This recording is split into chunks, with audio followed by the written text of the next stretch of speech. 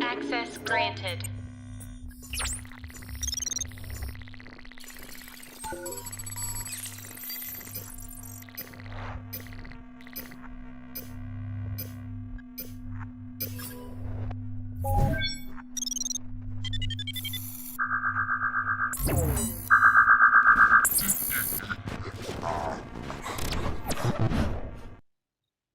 Assalamualaikum warahmatullahi wabarakatuh. Perkenalkan, nama saya Iksanurdin, NIM 2208559, Prodi Manajemen RA3, Fakultas Ekonomi dan Bisnis. Di sini saya akan mempresentasikan tentang teori ekonomi dan rangkuman dari 1 sampai 6. Dan yang terhormat kepada dosen pengampu Muhammad Teguh Setiadi, SNM, CTMP, CMC, CPGAM, CPL, CIP, CIB. Di sini saya langsung saja ke pembahasannya, dan yang pertama itu teori perkembangan ekonomi. Teori pertumbuhan ekonomi awalnya dibangun berdasarkan pengalaman empiris para ahli ekonomi, sehingga teori-teori mereka dapat dijadikan sebagai dasar untuk memperhitungkan dan membuat kebijakan ekonomi di berbagai negara. Perkembangan ekonomi adalah proses perkembangan berupa kenaikan dalam jangka panjang dari satu negara A atau perusahaan A untuk menyediakan banyak barang yang mendukung perkembangan ekonomi yang disesuaikan dengan tingkat kebutuhan. Teori ekonomi menggunakan model-model abstrak dalam melihat bagaimana terbentuknya sebuah harga komoditi dan bagaimana sumber daya dialokasikan. Dan selanjutnya, pengertian ilmu ekonomi. Menurut Prof. P.A. Samuelson menyatakan ilmu ekonomi adalah suatu studi bagaimana orang-orang dan masyarakat membuat pilihan dengan atau tanpa menggunakan uang, dengan menggunakan sumber daya yang terbatas tetapi dapat dipergunakan dalam berbagai cara untuk menghasilkan berbagai jenis barang dan jasa dan mendistribusikannya untuk keperluan konsumsi sekarang dan di masa datang kepada berbagai orang dan golongan masyarakat. Secara global, maka bisa dikatakan ilmu ekonomi yaitu sesuatu ilmu yang di dalamnya mempelajari bagaimanakah usaha manusia akan bertingkah laku untuk mencukupi segala keperluannya, dengan pilihan sumber dayanya bersifat sangat terbatas dan tidak sebanding dengan kebutuhannya yang pastinya tidak terbatas. Dan selanjutnya, tingkah laku konsumen. Teori tingkah laku konsumen dapat dibedakan dalam dua macam pendekatan. Pendekatan nilai guna, utility, kardinal, dan pendekatan nilai guna ordinal. Dengan analisis kurva kepuasan sama, tingkah laku seorang konsumen untuk memilih barang-barang yang akan memaksimumkan kepuasannya ditunjukkan dengan bantuan kurva kepuasan sama, yaitu kurva yang menggambarkan gabungan barang yang akan memberikan nilai guna kepuasan yang sama. Dan yang selanjutnya, faktor-faktor produksi. Faktor-faktor produksi tersedia dalam perekonomian akan menentukan sampai di mana suatu negara dapat menghasilkan barang dan jasa. Faktor produksi yang tersedia dalam perekonomian dibedakan dalam 4 jenis, yaitu pertama, tanah dan sumber daya alam. Yang kedua, tenaga kerja. Yang ketiga, modal dan keahlian kewirausahaan. Dan selanjutnya, perkembangan teori ekonomi. Teori pertumbuhan ekonomi awalnya dibangun berdasarkan pengalaman empiris para ahli ekonomi, sehingga teori-teori mereka dapat dijadikan sebagai dasar untuk memperhitungkan membuat kebijakan ekonomi di berbagai negara. Perkembangan ekonomi adalah proses perkembangan berupa kenaikan dalam jangka panjang dari satu negara A atau perusahaan A untuk menyediakan banyak ekonomi menggunakan model-model abstrak dalam melihat bagaimana terbentuknya sebuah harga komoditi dan bagaimana sumber daya dialokasikan. Dan selanjutnya, teori klasik. Menurut Adam Smith, Pertumbuhan ekonomi sebenarnya berdasarkan pertumbuhan penduduk dengan jumlah penduduk yang terus bertambah, maka akan terdapat pula pertambahan output atau hasil produksi ekonomi.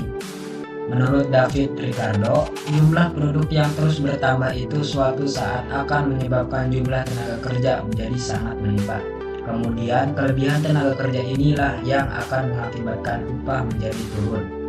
Upah tersebut pun hanya bisa digunakan untuk membiayai taraf hidup minimum di suatu negara, sehingga berdampak pada perekonomian yang selanjutnya akan mengalami kemacetan atau jadi tidak lancar, stationary state. Dan yang selanjutnya teori neoklasik. Teori neoklasik itu menurut para ahli itu ada dua, dan menurut Joseph Schumpeter, pertumbuhan ekonomi suatu negara baru dapat terjadi apabila pengusahanya mengadakan inovasi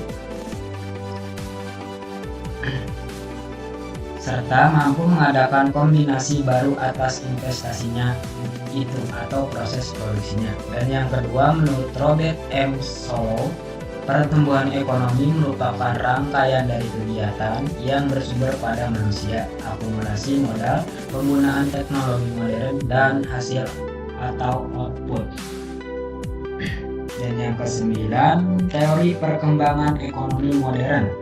Teori pertumbuhan ekonomi modern ini baru dikemukakan oleh Walt Whitman Rostow dalam bukunya yang berjudul The State of Economic Growth. Ia berpendapat bahwa pertumbuhan ekonomi yang modern dibagi menjadi 5 tahapan, yaitu yang pertama, masyarakat tradisional, the traditional society. Yang kedua, pra-lepas landas, the precondition for take-off. Yang ketiga, lepas landas, the take-off. Yang keempat, dorongan menuju kedewasaan, the drive to maturity. Yang kelima, konsumsi tinggi. Teori pertumbuhan ekonomi modern ini baru dikemukakan oleh Whitman Rostow dalam bukunya yang berjudul The State of Economic Growth. Ia berpendapat bahwa pertumbuhan ekonomi modern ini dibagi menjadi 5 tahapan. Elastisitas permintaan dan penawaran. Teori permintaan adalah menerangkan tentang cara hubungan antara jumlah permintaan dan harga. Oleh karena itu, teori tersebut berasumsi bahwa ketika permintaan di pasar naik, maka harga barang pun akan ikut naik.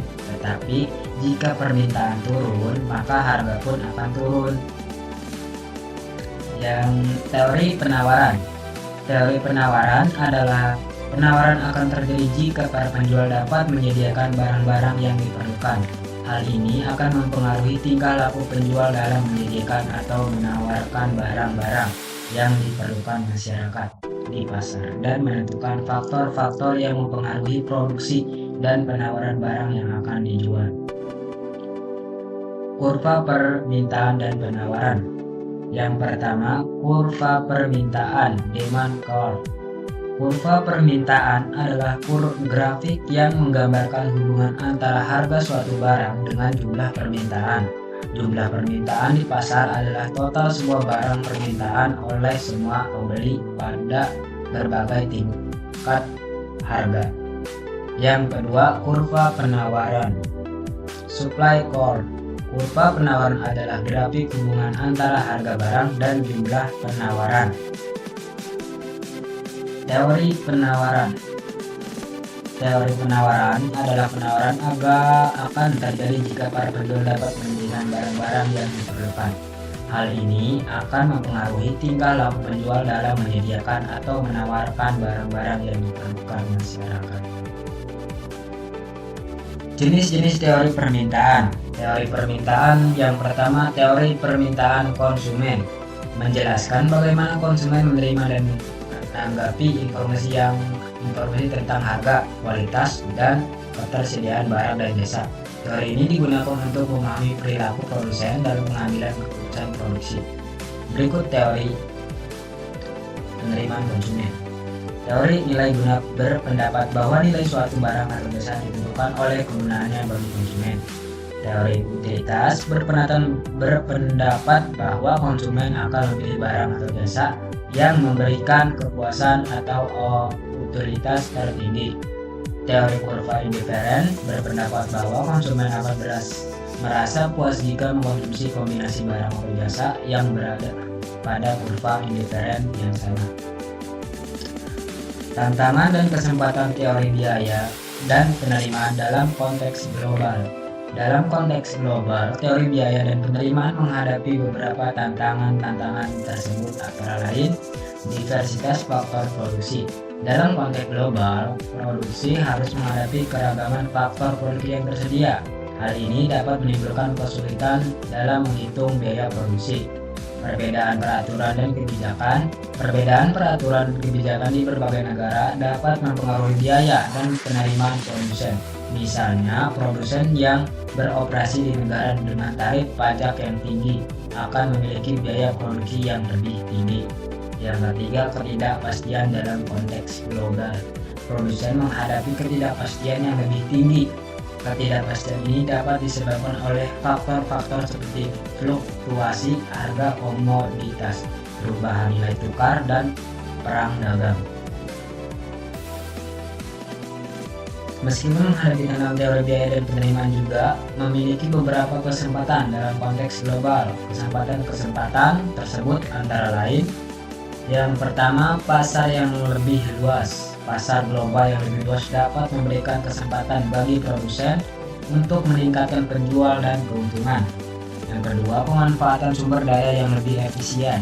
Perbedaan faktor produksi yang tersedia di berbagai negara dapat dimanfaatkan oleh produsen untuk menghasilkan barang atau jasa dengan biaya yang lebih efisien. Yang ketiga, inovasi. Kondisi persaingan yang semakin ketat di pasar global mendorong produsen untuk berinovasi. Inovasi dapat membantu produsen untuk meningkatkan biaya produksi dan penerimaan. Berikut adalah beberapa contoh tantangan dan kesempatan teori biaya penerimaan dalam konteks global. Yang pertama, tantangan.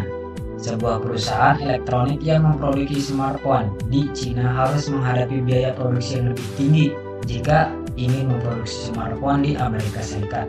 Hal ini disebabkan oleh perbedaan biaya tenaga kerja dan biaya bahan baku di kedua negara tersebut.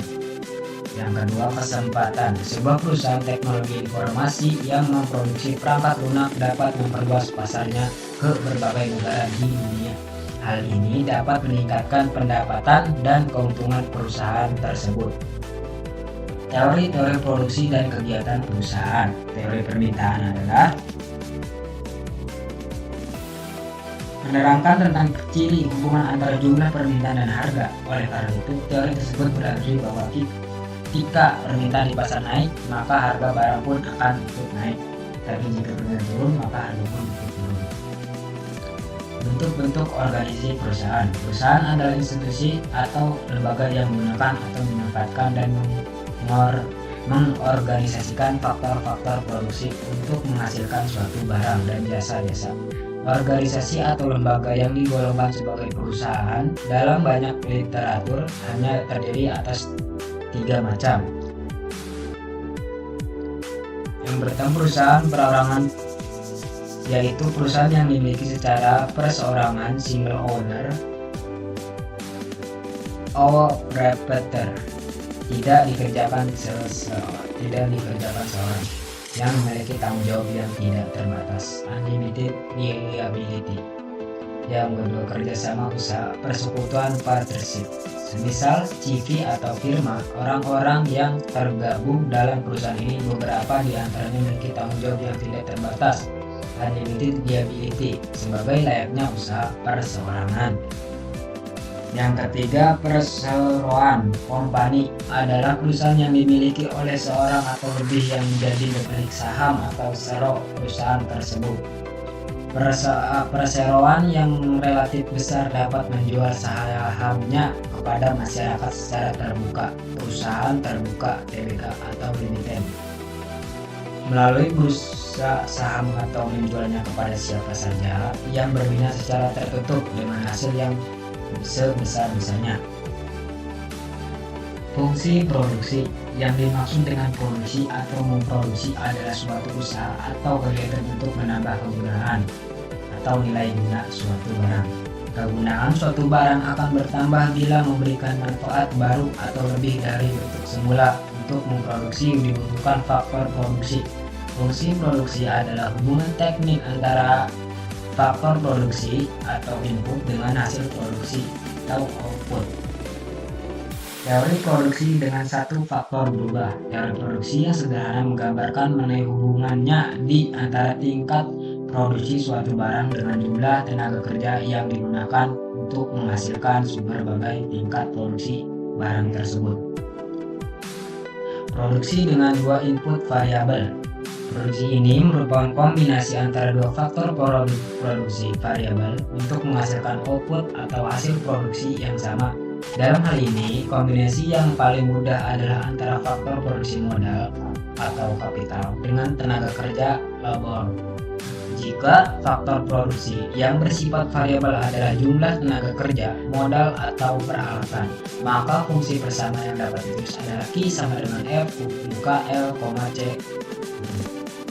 Dengan Q sebagai output atau jumlah hasil produksi, L sebagai labor atau tenaga kerja, dan C sebagai kapital atau modal ataupun peralatan, yang mana kedua ini merupakan input variabel. Dalam teori ini terdapat kurva isi kon yang menunjukkan hasil produksi sama dengan garis isi pos yang menunjukkan biaya untuk produksi sama. Teori perilaku konsumen dan teori biaya produksi. Yang pertama, definisi perilaku konsumen. Menurut Hasan 2013, perilaku konsumen adalah studi proses yang terlibat ketika individu atau kelompok memilih, membeli, menggunakan, atau mengatur produksi, produk, jasa, ide atau pengalaman untuk memenuhi kebutuhan dan keinginan konsumen. Jeffrey Putra Nugraha tahun 2021. Menurut berdasarkan penafsiran Sunyato 2012, perilaku konsumen behavior dapat diartikan sebagai kegiatan individu yang secara langsung terlibat dalam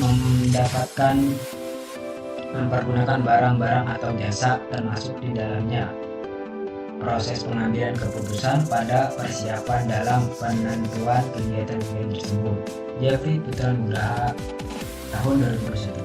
Faktor yang mempengaruhi konsumen. Menurut penjelasan Kotler dan Keller tahun 2016, faktor-faktor yang mempengaruhi perilaku pembelian konsumen ada 3, yaitu faktor budaya, faktor sosial, dan faktor pribadi. Berikut adalah penjelasan lengkap dari ketiga faktor tersebut berdasarkan penjelasan Kotler dan Keller. Faktor budaya. Yang pertama itu faktor budaya. Kultur faktor. Faktor budaya terdiri dari sub-budaya yang lebih menampakkan identitas serta sosialisasi khusus bagi para anggotanya. Yang kedua, faktor sosial. Social faktor. Selain faktor budaya, faktor sosial seperti kelompok referensi grup, keluarga atau famili, serta peran sosial dan status atau role and status turut mempengaruhi dalam perilaku pembelian. Yang ketiga, faktor pribadi. Personal faktor. Keputusan pembelian konsumen juga dipengaruhi oleh karakteristik pribadi. Definisi teori biaya produksi. Menurut Mulyadi tahun 2009, biaya produksi adalah biaya yang terjadi untuk mengolah bahan baku menjadi produk jadi yang siap untuk dijual. Contohnya adalah biaya depresiasi mesin dan equipment, biaya bahan baku, biaya bahan penolong, biaya gaji karyawan yang digunakannya bekerja dalam bagian-bagian, baik langsung maupun tidak langsung, berhubungan dengan proses produksi. Pengertian biaya produksi dalam arti sempit adalah pengorbanan sumber ekonomi untuk memperoleh aktiva. Sedangkan dalam arti luas, biaya produksi adalah pengorbanan sumber ekonomi yang diukur dalam satuan uang yang dilakukan untuk tujuan tertentu. menurut Ahyari tahun 1979. Biaya produksi juga merupakan biaya yang dipakai untuk menilai persediaannya yang dicantumkan dalam laporan keuangan dalam jumlah relatif lebih besar daripada jenis biaya lain yang selalu terjadi terulang-ulang dalam pola yang sama secara rutin, menurut Mas Wood tahun 2009. Dan di sini cukup sekian dan terima kasih sudah memperhatikan. Bila taufiq wal hidayah, wassalamualaikum warahmatullahi wabarakatuh.